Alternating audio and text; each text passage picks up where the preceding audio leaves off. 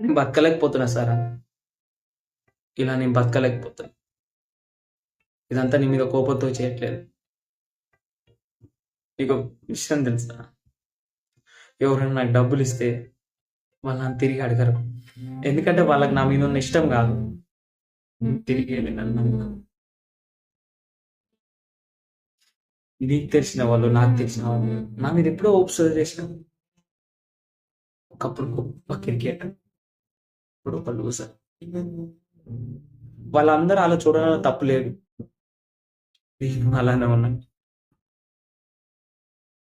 ఇంత పెద్ద ప్రపంచంలో అందరు జడ్జ్ చేసినా కానీ నన్ను జడ్జ్ చేయని నా కొడుకు ఒక్కడే. ఎందుకంటే వాడి దృష్టిలో నేను సక్సెస్ ఫెయిల్యూరా, జాబ్ చేస్తున్నా, సంపాదిస్తాను వానికి అవన్నీ ఏమొద్దు. వాడి దృష్టిలో నేను నాన్నని అంతే. ఎప్పుడు అడిగింది అని బర్త్డే రోజు ఒక జెస్సీకి నేను నా నాన్న అడిగింది.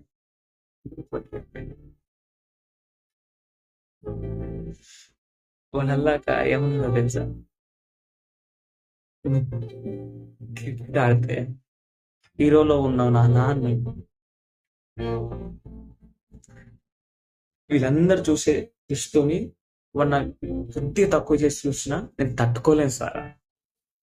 నన్ను వెళ్ళను. ఇదంతా కోపం నీ మీద కాదు సారా. ఎవరి మీద అంటే ఆ సోఫాలో కూర్చొని రోజు టీవీ చూస్తాడు అర్జున్ మీద.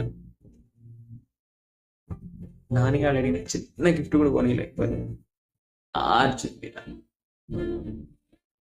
రోజు నువ్వు కిచెన్లో ఏడుస్తావే అర్జున్ నీ మీద కాదు సార్.